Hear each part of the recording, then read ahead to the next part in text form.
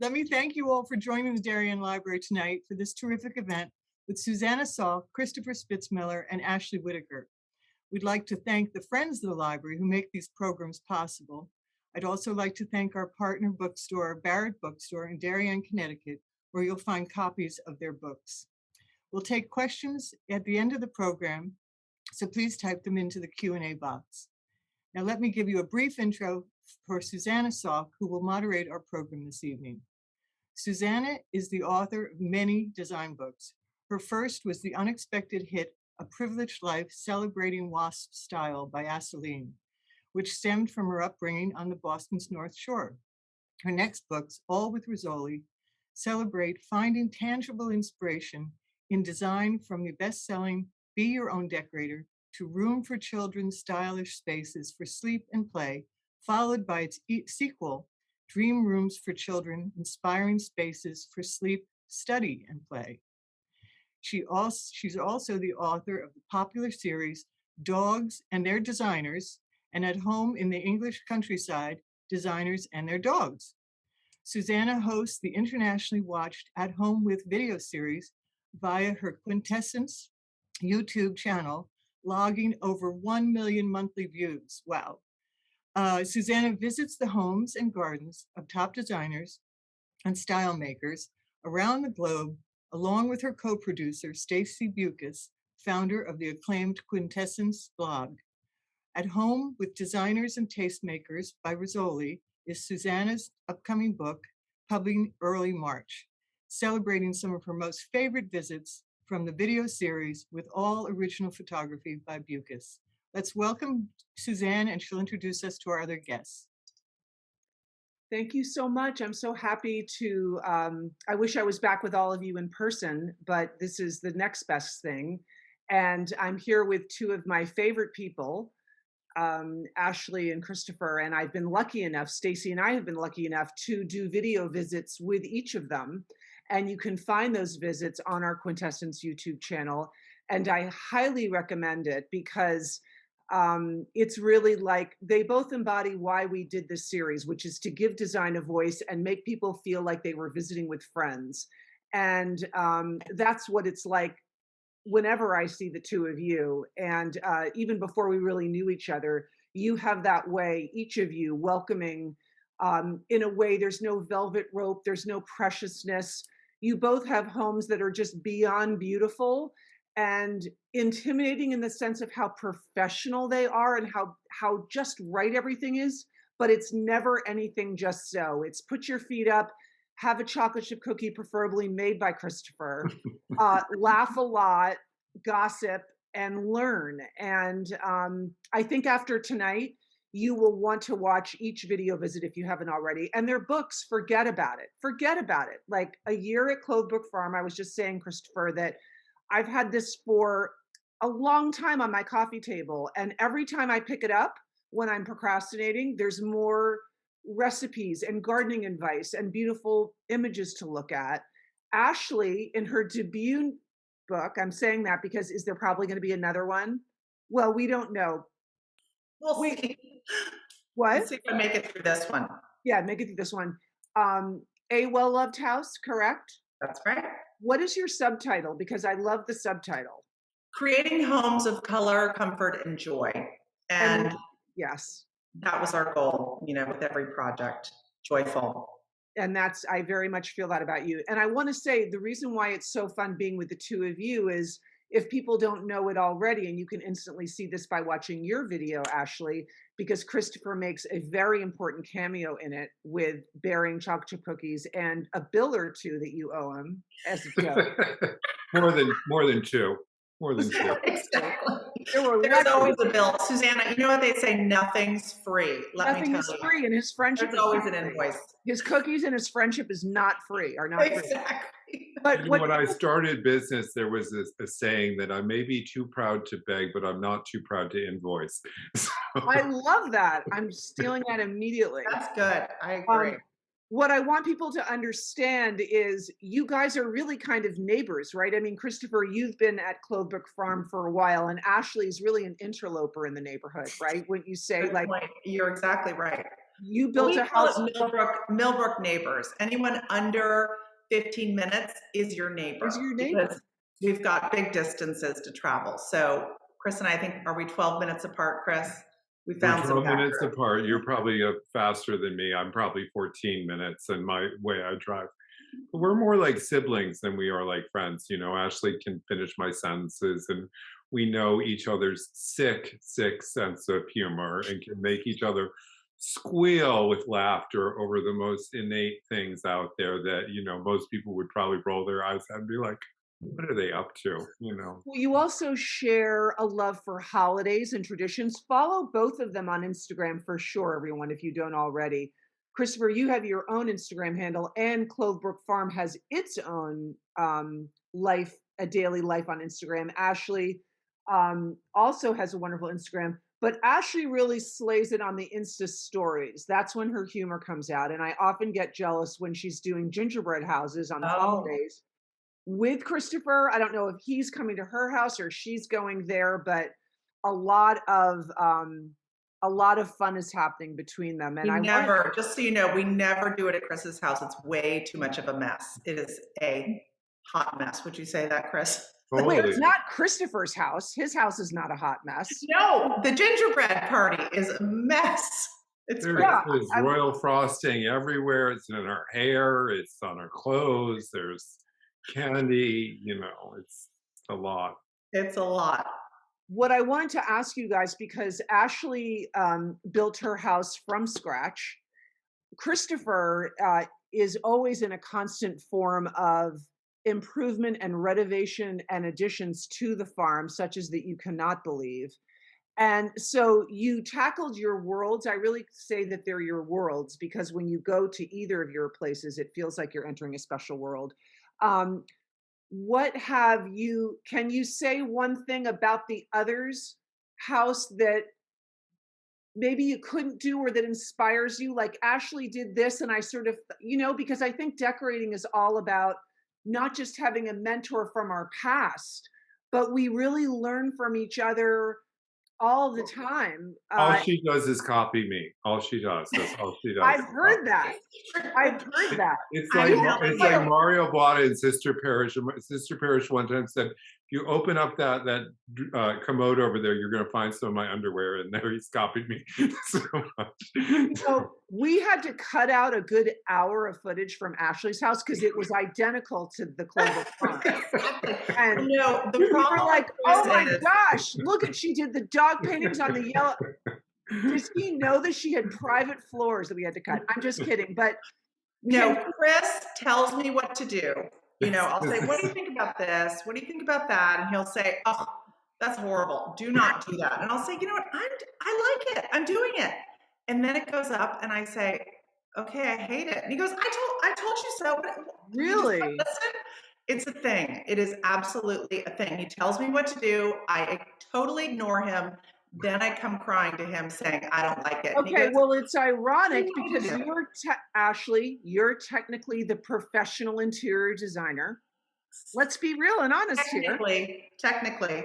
And Christopher is a artisan of, if anyone hasn't seen his amazing lamps and pottery that he creates, of course you're a designer too, but Christopher, you are not a for-hire designer. And here you are giving advice to someone who is clearly should be taking your advice if she's saying that there's a lot of I told you so's. Can anyone give an example? Well, I think that Chris and we know what one another like. And I think what I try to do is I go way outside of my comfort zone with something, and Chris is going, I know you. Basically what he's saying is, I know you are going to hate that. Not that he hates it, but he's like, I know where you're going with this. And 100% of the time, not happy. But an example is my dining room wallpaper, which I've actually grown to like better than I did at first. But I showed it to Chris. I said, what do you think? And he goes, no, that's a no. And I said, no, I'm doing it. This is what I want. I want it to be brown. I don't want it to be. And who else said no? How many other no's did we get? One from a very, very talented decorator who said, I showed him the wallpaper And he said, oh no. And then I said, but he said, let me see the curtains. And then I showed him the curtains and he goes, oh, absolutely no. Absolutely no. A very, very good friend of ours. So that just made me want to do it that much more, to be perfectly I know honest. who I'm it like, is. I'm going to Don't make name it look names. I chic. know who it is. They'll be eating their words. And sure enough, I've since put up Gracie wallpaper in my dining room. But the trouble is that you can give advice and I can give advice, but when it comes to your own stuff, it gets hard and it gets hard to Of course it see does. what the right answer is. And that's why we all benefit from each other's advice and help and stewardship and everything from in the garden to the chicken coop to like, I mean, Ashley's not who I go to for chicken advice, but there are other friends that I do. And like, like it just, I was texting Martha and Chicken nacho advice. yes, chicken nacho advice. Oh, someone's Um, asking to see the wallpaper in the dining room. Just look at our video or the book, right, Ash? Yes, it's in the video, it's in the book, and I do love it, but I did get tired of it. Put it this way, I did love it, much to the chagrin of some of my friends. But I just changed it because I just wanted to change, and I think that it wasn't that I didn't know what I wanted. It was more that I wanted to go outside of my comfort zone. Right. And I did, and then I wasn't happy. So Well, I love how that's part of being a decorator. You want to push yourself you want outside. to push yourself, and I don't think people understand how often designers can make mistakes in their own homes. I mean, Christopher, as an expert gardener, you've told me that so much has been trial and error and a learning process. Or if you're cooking, if you're making a chocolate chip cookie because you give it your all and you're a passionate entertainer, that you'll take a recipe, you'll adapt it for yourself. It may not be as good, then like everything is a process. It's so easy to look at your books and think, oh my gosh, they just waved a wand and blinked and there it all was. And I'd you know, love you talk about there's a a lot little of bit blood, about, sweat, yeah. and tears and lamp sales that have accumulated into where I sit today and continue to. But it's not all easy, and I know it's not all easy with anybody's life. And that's the thing that you have to realize, that even the most wealthy or the most gifted or whatever you want to call them people out there, they've all got crosses to bear and they've all got issues. And I do, and Ashley does. But I think the secret to it is you get up in the morning and you decide for yourself, I'm gonna like put that aside and like be funny and laugh at myself. And there's a hell of a lot more people out there that have bigger issues than we do, and you just get on with it and Absolutely. be I want to, positive. okay, so If you you're can't make mistakes in your own house, where can you make them? good That's for what I you. like. It's Yes. like my house is, in a way, a laboratory so that I can, be creative and work in clients' houses. Maybe I don't take quite the risks or whatever it is, but it is, your house is your laboratory. And so you're allowed to make mistakes there. I want to address, and I want you both to talk about this because I think it will be super helpful and inspirational. I'm always trying to encourage people not to worry so much about the rules they think one must do in order to have a beautiful room, and try to get a sense of, you both have a wonderful fearlessness and a passion to learn and do and create. And most people may not have all that when they wake up every day because they're doing something else or they don't feel comfortable doing that. But could you each give one piece of advice about how to be a little bit more fearless when it comes to a spot in your house that maybe, to experiment a little bit or not worry so much about the rules? Like, do you each have a rule that you feel like is almost an urban myth? Like, that's not true. Like, for me, it's always encouraging people. Small rooms, tricky rooms can actually take a lot of color and a lot of pattern. It's not like you try to make it diminutive by painting it all white. You go, go, go on those rooms. And a lot of people are afraid to do that. Do you each have something that, a myth you kind of want to bust or a way to encourage people to be fearless? Well, I I think stick to my rules. I you like my go rules. first. What are your rules? My rules, Albert had this saying that no room should have more than 1 to 2 pieces of brown furniture, that you have to Okay. get the bones right of the house before you do anything else, which is something that I put into practice. There are a lot of rules that you should follow that will get you to be where you need to be. It's that then when you get there to like You can have let's say you're fun. doing your patio, to like not go to McKinnon Harris and buy every single piece from there. Like maybe you can buy your table from there, even their chairs, but get your side tables from some other source. You know, buy them from some antique vendor, mix it up out there, have some new things, have some old things, have Otherwise, it something. looks like a hotel lobby. Yeah, looks like a hotel thing. I mean, you Exactly. don't want to, Exactly. you And know.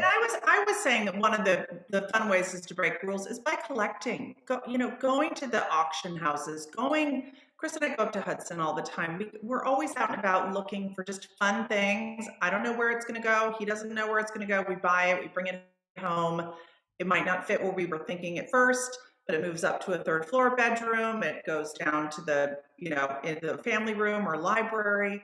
You just Those are the rules that I like to sort of say, I don't know what I'm going to do with this, and just see where it fits in. And it may not match, which is kind of the best thing. I mean, that's what you should sort of hope for. It looks good together, it all works together, but it wasn't planned. And I think that's one of the most important things about creating a really comfortable home or house, that it doesn't feel like it was planned, that it's a little more collected. Neither of us have ever met an antique venue that we didn't like, or come away empty-handed is rarely, that's rarely. And Well, It I has was to be really bad for us to come home empty-handed. Chris sent me thrifting in Palm Desert. I'm actually in Palm Desert, California right now, and I was here about 10 days ago also. I'm installing a house, and he sent me thrifting or whatever it was, consignment shopping. And I couldn't find anything. I couldn't find anything. I thought, I am not walking away empty-handed. If it kills me, I've just driven too far. So I grabbed these two paintings, had them reframed. They just got hung today, and they're one of my favorite things in the house. But it was more like, Ashley, you will find something chic if it kills you. Just keep going, keep going. You can do it. And but I it's love fun. that. Tell us a fun story. I love it, and Christopher, especially with you, and Ashley, with you too, because whenever I asked you, not the province of something, I don't care as much about that. I like to know the story, like your story behind those paintings. To me, you'll think of Chris every time you look at that. It just, everything when I've asked you, there's always a fun moment or a time, and that's why the rooms are so interesting. Christopher, I know you could turn around right now and tell some amazing stories about how that room evolved behind you, and I feel like your house is always evolving. And I Always. so Listen, respect that. I so respect that, because it could look lovely till the end of time, just how it is, but it's not like you're obsessively trying to always. but But I am. oh, okay. Chris, I was tell just trying to get Susanna about that. the basement. Tell Susanna about your basement, I Chris. am. I have Right. this basement where all the sort of overflow and extra things go. And there's cabinets that are organized. Like we have this seasonal cabinets where the Easter stuff goes and the Christmas stuff goes and Thanksgiving, so that you have some sort of semblance of like when it's a holiday, you can go to the Thanksgiving section and pull that kind of stuff out instead of it being all here and there. But it's gotten out of control and it needs some editing. And the other night we had Martha over and she's like, well, I want to go down to the bathroom. And I thought Anthony, my The partner, was basement. going to about have a stroke on the spot. And, I've been down in Martha's basement and I'll tell you, there's spots that are very organized and there's spots that are like, she's got areas like mine, like the dinner party's happening and this bag of unpaid bills or whatever just goes into it and gets put down there. And I swear to God, I think that there's like a wedding invitation in one of those bags down there that I've got to get to before I leave for Nashville. That's where all your bills are, Chris, of mine that are unpaid. They're in my all the basement. checks that you have sent that are like uncashed or in those, All the checks I in those owe you. bags. So, So, and I wanted to ask you both, obviously, Ashley, you're traveling now, and as far as where you're taking your inspiration from, if you're not able to travel, how are you scheming and dreaming just from having been at home for so long? I know that everyone's starting to travel again, but I only say that for even when traveling opens up more and more, there's a lot of people that don't have a budget to jump on a plane and go to Tangier or to go to Nashville Antique Show. What can you each how can you each encourage people to get inspiration to be a little bit more fearless or to collect? Well, I think, Chris, you and I, we were just talking about this the other day. The people that work for me, I think in this day and age, we're always challenged to say, you guys, get out there and shop. Get out there and shop, get out there and shop. They're required to shop a certain number of days a week or hours and just get out and see what's there. You might find what you're looking for, you might not. But sitting in front of the computer searching for things is not going to send you down a path that you weren't expecting. And I think that's where the really exciting things happen in our business. So you never know where you're going to find the inspiration. It could be at a restaurant next to the antique store down on 10th Street that you just happen to walk into to get a coffee, and there's something right there that's making you excited and inspired. So if you're sitting in your office or you're sitting in your house or your apartment, I think it's challenging to get inspired. So you don't need to travel internationally. You don't need to leave the state. You don't need to do anything. You just need to get out and about and go to the museums and go to the antique stores and go to the new restaurants and just see what's out there. It's fun more than anything. Although I can get myself in as much trouble on eBay as I can any place else. So like you can stay at home and have an adventure right there. And it's like recently I have this fairy godmother and she gave at Christmas these dog cookie cutters that came from the Martha by Mail thing. And she's like, oh, I've got another thing coming for you. And I'm making Valentine's Day cookies that I'm going to ice tonight later. And Anthony went online to see how much a set of these old hearts that she would do. And they're like $345. And of course, you know me, I'm like, buy them, get them. And I'm like, let me open that gift from Penny, because I bet there might be something. So I opened it up and there was a set of her cookie cutters that she'd never used with its original packaging, and all of that is on there. So like you can find things like that you can make. And listen, you don't have to pay the 300. Like I went on there today and you look at the completed things and people were paying like $190, which for old cookie cutters is not so bad. So, you could do that and get yourself to decorate some cookies and have a whole thing at home and push yourself in and this is the cost of making cookies. Like most everybody can afford that. You know what I mean? That's true. And Etsy is a whole rabbit hole into Etsy is fabulous. That's dangerous. I've ordered all those so things. many. So, yes. I just ordered. Well, interesting. Like this is a little chain of inspiration. We just did the video at Peter Esterson's house, which I'm sure you guys have seen. It's incredible, and he has these amazing Oriental, kind of old, ratty, just well-worn Oriental rugs in his bathroom in front of his bathtub. And I was like, ding, ding, ding, I'm doing that. Like, forget my bath mat. I'm doing an Oriental rug. So maybe I can't afford the $1,000 super duper. I went on Etsy. I found a 4x6er for $300. And when it came, it was like the most mysterious, wonderful package. It was wrapped in brown wrapping with like literally the address from where it was like that long. It was tied with twine. I Googled where it was from. I had like a little learning experience. Sounds like a little vacation. I had a little vacation of when you buy something, don't forget like the cookie cutters, like do a little Googling, find out the history of cookie cutting or Oriental carpets from Turkey. Give yourself the additional layers of the education behind the purchase.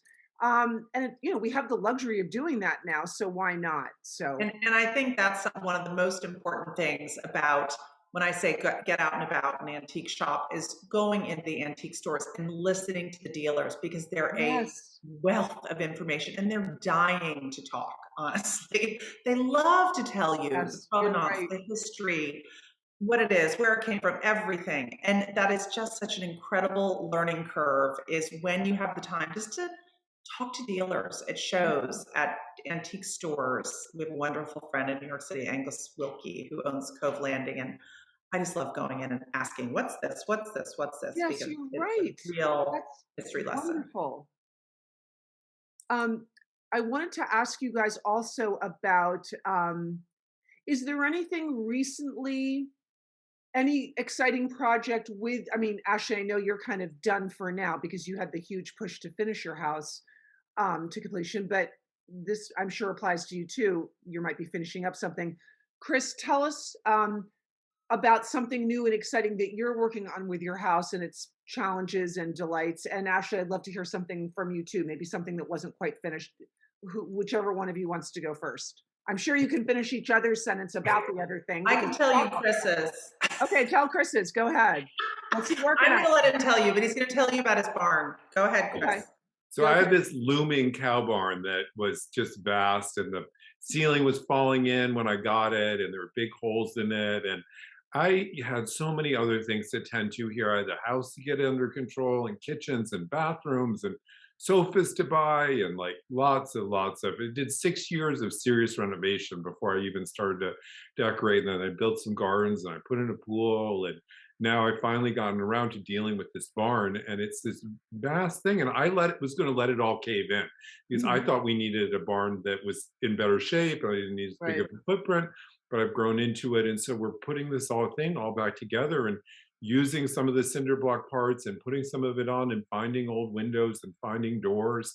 And, That's you a know, learning most of the process. doors that I found through Instagram. You know, I'm like, put it out there. I'm like, I'm looking for old doors, and there's these salvage places across the country. And talk about an adventure. Go into those salvage places. And I got these 4 octagonal Gothic crescent windows that are going in the top of it. It's so fun to see it all come together and see the progress behind it. And it makes me work harder, and it makes it all get done. And it's also not my house. So if I like run out of money and we have to stop for a while, we'll stop for a while and we'll No get harm, back no to it. foul. Yeah. Although there is a wedding coming up in September that is going to be hosted in there. So I jokingly say it at least has to have a roof on it. So, Right. yeah, a roof. Rough. So, But All you need. It's a I- wedding pavilion, really. a wedding, yeah, start calling it a wedding pavilion other than a cow barn, please. A Yeah. looming cow barn. Exactly. It's a wedding pavilion. Okay, You say Ashley. the chickens live in the wedding pavilion. I think that's a better story, actually. Built it as a wedding pavilion. Mine is we're about to start work on a hotel in Millbrook. It's called the Cottonwood Motel, actually. And during COVID, I was talking to a client of mine who's in commercial real estate, and I said, you need to buy the Cottonwood. You buy it, I'll decorate it. And he said, okay.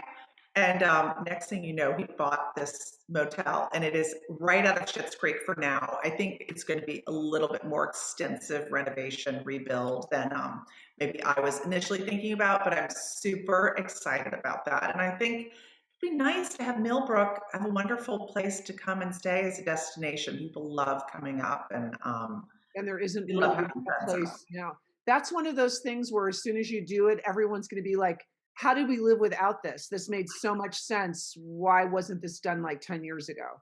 I know. Well, the interesting thing is my client's just running it as it is right now, roadside motel, because it was a mixed use permit or something. He had to keep it running. And he said, well, it's full every single weekend. It's making money. You've done one thing to it.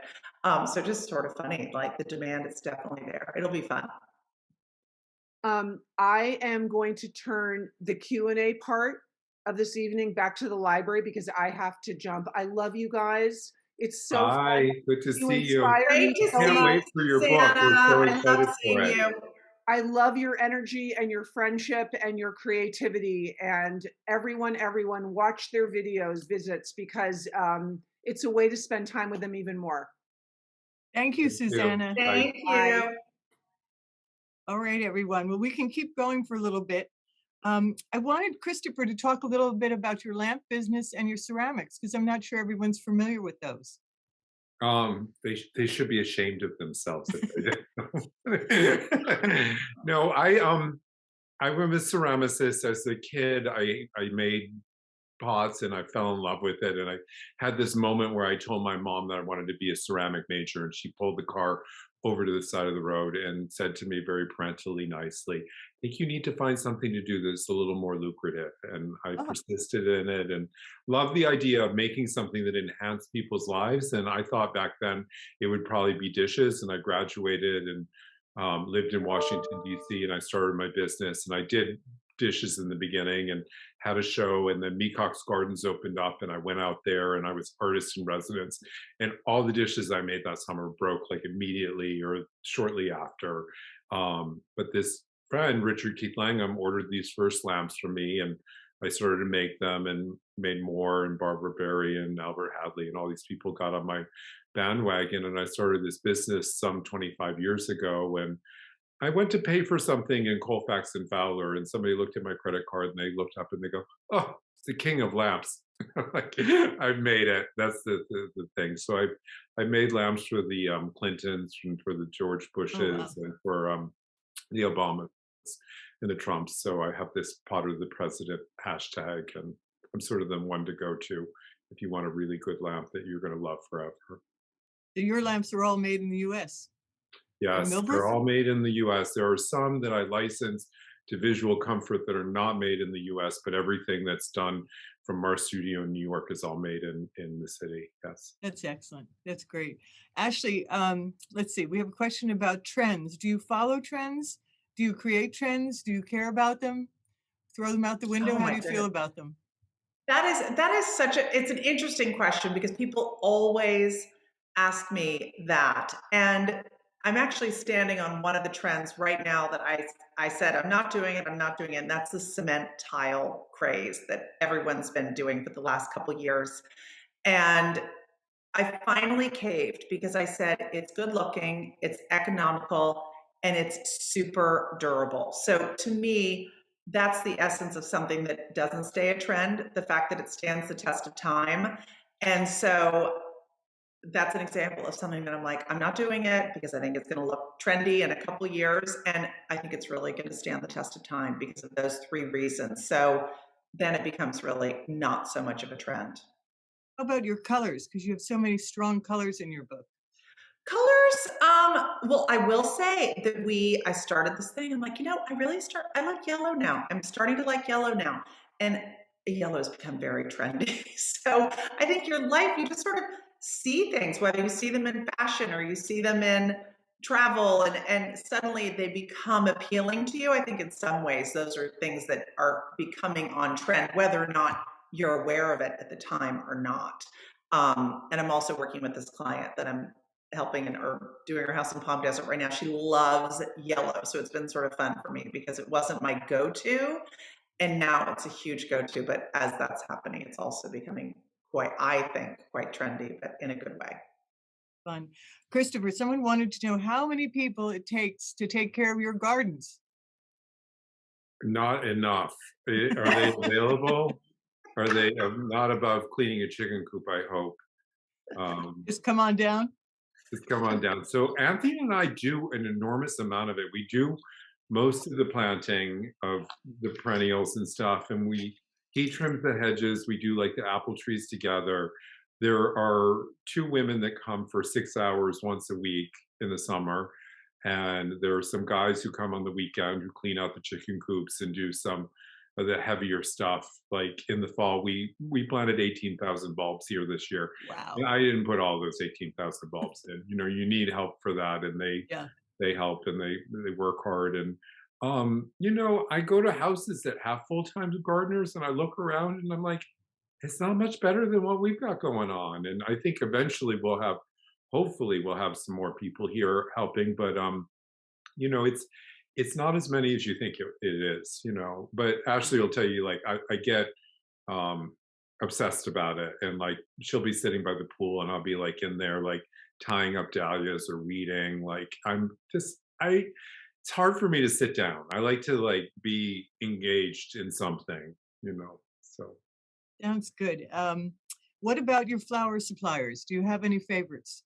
Yeah, in the Bulbs? back of the book are all my flower suppliers, seed sources. Like, that's the one thing about the book that's really, really great. If you can get it on Amazon, you can get a signed copy from my website. All the places that I buy peonies from and all these things are all listed out in the back of there. So like for different things, I go to different places and they're all in there. Or you can go to the library and get a copy of it from there. So. Yeah, yeah. What about, let's see, someone wanted to know, do you prefer working in the country or the city? What, either, Well, Ashley, I why do don't you more start? physical ceramic work in the city. but I prefer to be in the country. And the work that I do here is sort of more telephone thinking, like where our business needs to be. Because now there's 16 people that work for me, and it's a little industry, and keeping that part of it like always moving kind of needs me to step away, and has benefited from me not being there. I'm only in the city for 2 nights a week now. So Great. Now, someone also asked a fun question. Something you could not live without. I think Ashley's going outside. Well, How on could that be on so- that note, well, I lost you guys. Well, now we know my Oh. client's internet service is not that great at our new And house. how is it so bright there? I'm Oh, in you're in I'm in full California. desert. Yeah. Exactly. that's so But much I of a would say better one of the setting. things. What, Chris? It's a much better setting where you're in. The lights Is better. this better everything. now? Okay, Yeah. good. I look better. Mhm. I could not live without plants. I think, I mean, as we're installing this house, everyone's running around like chickens with their heads cut off, going, "Oh my God, let's get the pictures hung. We got to get the towels done. We got to," and I'm going, I need to go to the plant store. I've got to go to the plant store. I cannot function until I get live plants in here. So, I mean, that's obvious of Chris as well. And I think he's a huge inspiration for me as far as getting plants, shopping for plants, caring for plants. It's really fun. And his partner, Anthony Belomo, had just opened a garden store in Millbrook that I feel has been life-changing for all of us. It's a place to buy the most beautiful topiary and interesting ivies and funky geraniums, like nothing run-of-the-mill at all. And so we all have these wonderful plants now because of Anthony. Oh, that's wonderful. Very lucky. Someone just dropped a question in. I was wondering if Christopher is related to the Columbus, Georgia architect Rich Spitzmiller. Rick. Yeah, so he says that he's my cousin. We are not directly related in any way that either of us can tell, but we consider each other cousins. I knew him through an artist called Comer Jennings, and Comer introduced me to Rick, and Comer finally called me on Christmas one day in his southern accent, said, "I'm sure you're in some big club with your mother, but I just want to call and wish you a Merry Christmas." So funny. I see one of Comer's pictures hanging up on the wall, but that's who I met Rick from. And we follow each other on Instagram. And a lot of times I get tagged with his stuff. And I'm like, no, that's not funny. me. That's Rick. This is for Ashley. If you could design in any style, what style would that be? Well, Kinda we're your having style. fun doing a little bit more, I think, modern things now. I mean, my style has been historically kind of tailored, traditional, youthful style, but we're having fun with more sort of mid-century and contemporary pieces. I mean, it's a little bit of a mess here because we're in the middle of installing, but if you can see in my background a little bit, just some fun sort of mid-century chambers, and we're having a lot of fun with that now. Someone had written in about that. They had said, have you ever designed minimalist interiors? So I guess you're going in that direction a little bit. A little bit. I mean, it depends. And I think that was the nice thing about doing a book and seeing your style kind of change throughout the years and seeing everything in one place. It was fun to see the kind of differences between things that I did 9 years ago and things that I did recently in my own house. So there's certainly a range, and the range is what makes it interesting, because if everybody wanted the same thing all the time, that's not interesting. Yeah. So we have a good time. If someone comes to us with a big challenge, even more fun. We love it. So Palm Desert was definitely different for me, but loved this project. Fun. Here's a question about working with a designer. What is the best way to work with a design? Client has a vision, you have a vision. Do you ever strongly disagree with a client? You have to listen to your decorator. It's like going to your doctor and not listening to your doctor. Like, what's the point? You know what I mean? Like, this is the thing. Everybody thinks that they know so much. And I say this because I'm not a decorator and I'm not involved in this, but I just like, you're paying good money for somebody's point of view. So just surrender and turn it over and listen to it. And they're not going to say you can't have yellow if you like yellow. Like, they're going to give you what you want. You know, they're going to work, but they're going to push you, you know, like a good doctor pushes you, or a good trainer at the gym pushes you. Like, you need to be like, okay, I'm going to grow through this, you know, and listen to them. That's what I think that's exactly right. Unless it's Chris Spitzmiller, then you don't listen to him, and then you do it anyway, and then you said, "Why didn't I listen to Chris?" And then he says, "I told you so." He loves to say, "I told you so." It's his favorite. Well, speaking of Chris, someone wrote in about, let's see, I have baked your delicious chocolate chip cookies. Being a fellow Labrador owner, has your black lab ever gotten into your cookies? He's not. He's gotten into lots of other things, but the cookies are not one of the things that he's gotten into. He's pretty well behaved, but one time, like I left my like remnants of the dinner out because there was something going on outside that needed my attention, and like he'll like clean up a salmon, or like he's a Hoover. Those Labradors, they can't ever get enough. Ashley has one too, and we know. So Then they go to sleep. Duchess is very restrained, Chris. I don't know what you're talking about. Can you talk a little bit about the mentors you've had? Because did you work for Albert Hadley, Chris? I never worked for him. No, he was one of my first clients, and he was really a longtime friend. And I worked for him in the sense that I made lamps for him, but I didn't work in the Parish Hadley office. Okay. But when Albert died, David Kleinberg wrote about him and said, for a man who didn't have any kids of his own, he certainly raised an awful lot of us. And I feel really lucky to be one of the kids that he got behind and pushed forward. Bunny Williams and John Roselli are some of the other mentors. Martha Stewart has become a new one. There's people everywhere that inspire me, and I learn different things from all of them. It's really amazing. I feel really blessed in that part of it. But I have to say that I'm always learning. Like, that's the part that I'm like, that's life is like an endless lesson. There's always a new way to like plant your sweet peas, or a new way to try this, or a new way to try that. Like, there's no definites. You got to keep pushing and exploring and learning, and that's what makes us interesting individuals. So. What about you, Ashley? Did you have anyone who mentored you, or that you were mentoring? I did. Well, when I first graduated from college, I worked for Ralph Lauren for about 7 years. I worked in the PR department. I wasn't in the design area, but I think that working for Ralph is what really taught me to have a vision and really understand the details that go into making a successful room, creating successful design. So that was huge for me. Not so much his aesthetic, which I appreciate, but it's not really my own. And then I worked for Markham Roberts for a couple of years when I was starting my design career. So Markham was an amazing influence, and he's so enormously talented. So I feel very lucky for that. And the same way Chris is talking about his good friends, Bunny and Martha. I mean, Chris is a mentor to me in a lot of ways.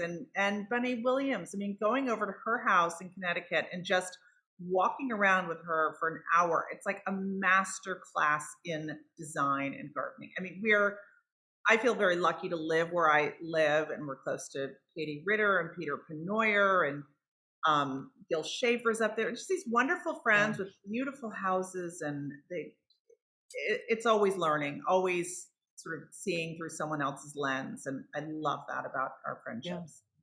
That's such creative energy. Someone wrote in, it's not a question, but she just wants to say how fun and always apparent your friendship is. Christopher, I loved spotting you at the Trade Secrets. I love spotting you at Trade Secrets every year. And Ashley, your book is my #1 favorite design book I own, and I own many. Thank you both for doing this. So that's nice to hear. Nice. The Trade Secrets is like, it's like the Hunger Games of plant buying for us. You can't speak to me for about the first 2 hours of that thing, because I'm like so focused in on like what I need and what I don't need and what I'm going to get. And then after that, I'm like, okay, now you can be. No. Don't talk to you the entire time. I've seen you like 5 hours in, Chris. You're still not speaking to me. I actually got a tent for him, and I said you could park this outside of the Trade Secrets entrance gates and camp out the night before, so you can be the first one in line. Has your house been? Oh wait, you're Millbrook, so you wouldn't be on that tour. We're actually going to be on that tour this year. There's not going to be a lot of gardens on it. They're going to do more public gardens, but my garden and Bunny's garden, and I believe Michael Trapp's garden is going to be included, along with like Innisfree and Wethersfield and some other Millbrooky and Connecticut places are going to be on there. So I'm excited. We were meant to be on last year, and then they didn't have it with COVID going on. So I'm really happy to be able to share it. I share it with that, and then I share it with the Garden Conservancy that I'm on the board. Okay. So in Okay. spring it's open, you can come, and then in September it's open, and then we have a sale every fall, and we might have a pop-up one. So if you watch my Instagram, and we're all also open to like smaller tours coming here, you know, like the Memphis Garden Club comes and groups like Oh, that that's come. So great. Let me see if I don't can just show up, but if you email, Don't come for You could breakfast. just show up. I'm telling you, just show up. It's worth I don't it. know You'll if have you chocolate chip cookies, I don't know if people can see maybe that or a not, but cheese souffle if you're lucky. oh wow, that sounds delicious. Okay, somebody asked, Christopher, what is your favorite room at Clove Brook Farm? well, we live in that blue room across the way from here that has the fireplace in it and the TV and stuff. It's our library. But I guess I have to say the kitchen, you know, I mean, the kitchen is the heart of all houses. And our kitchen is the oldest part of the house. It dates from the 1800s. And the family lived in that room and they slept upstairs. And to me, like, that's the tradition of like the house. And like, our front door is not the real front door, it's the kitchen door. Everybody comes and goes through there, all the help, all the best guests and everything. Like we have these other doors that like in the summer we might open them, but like they don't go to anywhere, but it's the kitchen. Yeah. And with this one, actually, Susanna left this question. You both had wildly successful books published. What is your hope for how they will be read and used? What is your hope for what? How the books will be read Oh. and used. Well, I mean, I said, I'll speak about Chris's book. I feel like I live and breathe Clove Brook Farm. I'm there once a week. I'm there for dinner. I see him out in the garden. I'm swimming in the pool. I mean, I see it all. And when I saw him shooting the book for years, when that book was put together and put in front of me, I couldn't believe how inspiring it was. And I see it all the time. I've been to those dinners. I've like lived it. So to read about it and see the pictures and see it brought to life in that way, I was so inspired. So I thought, if I can be that inspired by it, like I know this, I can imagine someone who hasn't even had an opportunity to be there. I think it's so inspiring, that book. And like you always say, Chris, it's not about doing it perfectly. It's about just doing it. Just have 4 friends for dinner, host it in your kitchen, order something in, make a dessert. You know, that's what I love about the way you entertain and the way you kind of tell people that just do it. Yeah, I mean, there were those 6 years of hard renovation work here that we did, that I lived with some of my lamps on top of movers boxes, literally turned upside down, and you know, and I had people over for all of that, and I entertained and we cooked and we, you know, enjoyed the process. So this idea of having people to wait till the end is not, because it's never going to be finished here. It's going to go on for years and years to come, thank God. And I want people to see the progress and poke around and be adventurous and, you know, go into the barn that's not quite done yet and see what's happening there. And I could show that. Like, you know, it's an adventure, but my whole thing is I want to inspire, which is what Ashley said, and it's music to my ears to hear that, because I don't want people to even have the same stuff. Like, it's just entertain, just set the table, to get the joys that you can gather yourself from giving a warm meal and taking that time out to like provide that, or to grow a flower and give that bouquet of flowers to somebody else. And you know, there's like, it's like the best therapy that you can give yourself, I think. It's like, I did a lot of therapy when I was younger, and I'm like, I'm done with all that. Like, you know, if I have an issue, I call Ashley now, or I call another friend, and like, we work it out. And I was like, you know, and she's like, oh, I've been through that. I know what that's like. Trade for lamps. Charge for lamps. Yeah. Someone wrote in, this is for Ashley, and it's from an Ashley. The artwork peppered throughout Ashley's book and projects is so varied. How do you go about selecting art for your projects, and do you have any favorite resources? Paint by numbers. She likes paint by numbers. Exactly. Etsy. Like a lot from Etsy. I mean, honestly, I have a lot of clients who are collectors, who either they own important work or we find important work for them. And that's a lot of fun. But what I think is just as much fun is going on to Getty Images and finding a fabulous photograph and having it blown up to 6 feet by 4 feet and having it framed in a unique way. So I think it's the mixture of those things that make art collecting really fun. And I always say it's not about taking your most expensive painting and putting it over the living room sofa. You know, it might be in a powder room hallway. It doesn't matter where that is. It's important to you and it's important. And maybe what's over the living room sofa is a big photograph that we just had enlarged and blown up and framed. So it's about that mix, because no one, you know, is going to have that kind of art collection, you know, for the most part, that's, you know, young and not a major collector. So there are always places you need to fill in. And we love doing that with clients. This kind of goes along with that. For both of you, what is the design advice for someone with champagne tastes and beer budgets? Etsy. Cherish. You know, I love that. What is Cherish? Cherish is a resale resource that sells things, and designers often have like their own sort of thing. Like my friend Nicholson has a little thing of like things that he's bought for clients or himself that he's selling, and like you can have one. You just open it up and it's sort of like you have this little store, and you have it's a virtual store, but you list like the things that you want to sell. Like let's say you got a pair of planters in your garage that haven't lasted, and you say, okay, I want $90 for them, and you list them on Cherish, and people can come to your house and pick up the planters and put them in their car, or they can be shipped. You know, there's a variety of different ways that you can get them.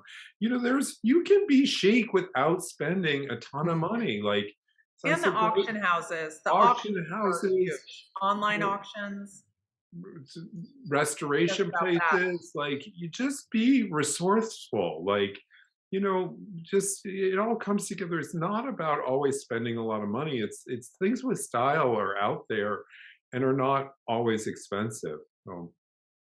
Good advice. Well, here's another question that kind of tails into that. How do you approach that all too terrible word budget when it comes to designing your own homes? Don't set one. Just do it. I'm scared.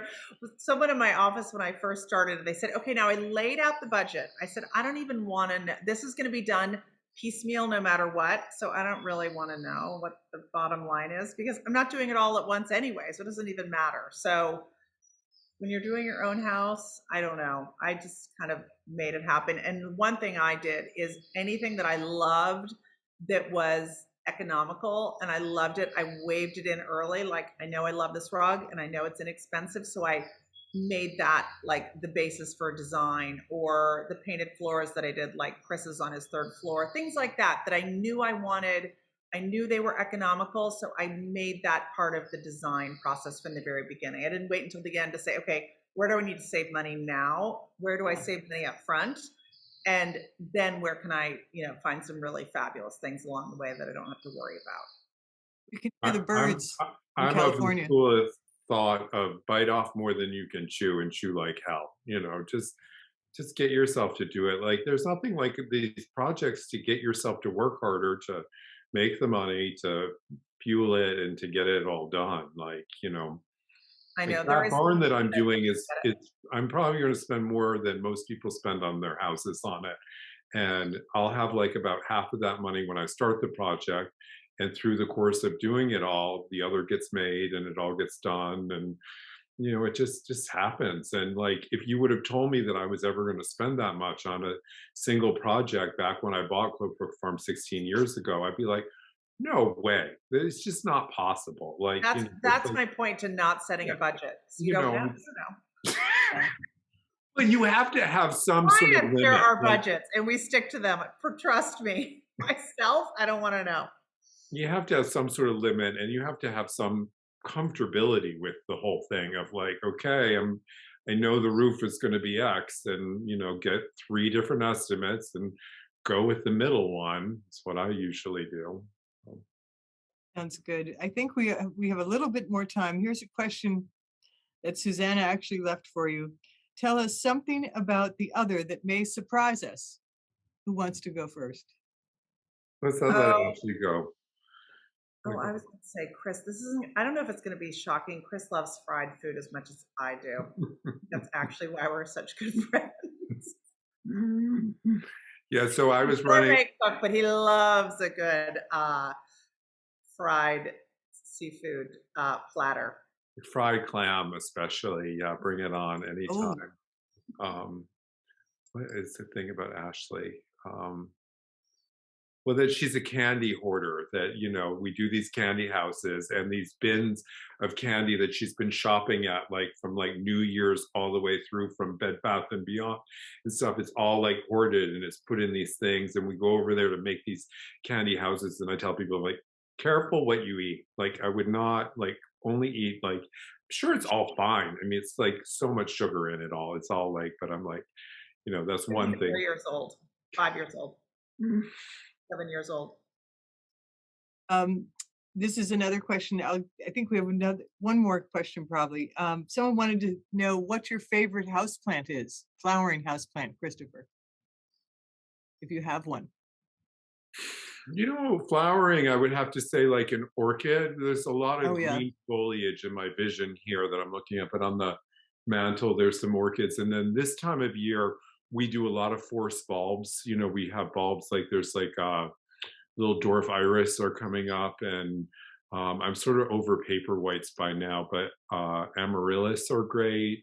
I'm sort of like having my indoor garden going on right now in the kitchen. There's hyacinth bulbs being forced and all kinds of stuff like that. So the only thing that I'm really not crazy about is like things that are really not in the season, like tulips in the dead of winter somehow don't get me. Like in spring and summer, they're all fine, but but I don't know. At the same time, I'll allow myself to have a big thing of sweet peas in the winter. So they're not seasonal. And then we have a local anemone grower, and Anthony sells the anemones at his store, and those are something that get me through all winter long, and I love those. That sounds great. One more question. Next vacation destination for both of you. So we both go to Nashville on Thursday, and then I leave from Nashville to go to St. Bart's. And then all of March for me is like a traveling ping pong with the book. I go to Lexington, Kentucky, to Palm Springs, where Ashley is now, Charleston, New Orleans, Florida. Like it's like I'm like a slot machine of like, what city am I going to end up at today? That's how I feel right now. I'm feeling a little bit the same, but my family's planning a trip to Lake Como this summer. So I'm super excited. And Chris is invited to come, but he's going to the Philadelphia Flower Show instead. I can't convince him to come to Italy. So anyway, what is in Nashville? Is there a show? We'll plug it out. There's this really great antiques show that Albert Hadley started a lot of years ago, and it's called Antiques at the Garden. And they have great antiques there, and they do an even better job of getting speakers like Ashley and me and Martha and Bunny, and it's a good lineup of people, and it's just really a great fun place to go. And it's in the dead of winter when nothing else is going on. And I've been for the last 22 years and counting now. I didn't go last year. They had COVID, so they canceled it. But every other year I've been, and it's funny, the show just gets better and better. And there's a lot of antique shows are not gaining strength, but theirs really is. Good tip. Well, I think we've come to the end of our hour, and I can't thank both of you enough. I want to make sure everyone sees the beautiful covers. Barrett certainly has it, and a lot of other places. And I would go out and get both of them, and get Susanna's in March, because you will not be disappointed. And they'll get you through the winter. So thank you both. Thanks for bringing us a little California sunshine. Exactly. All right, guys. All right, everyone. Have a good evening. Chris, I'll see you in 3 days or 2 days. See you in Nashville. Talk to you even sooner. All right. Thank you all. Bye. Thanks so much. Bye. Bye.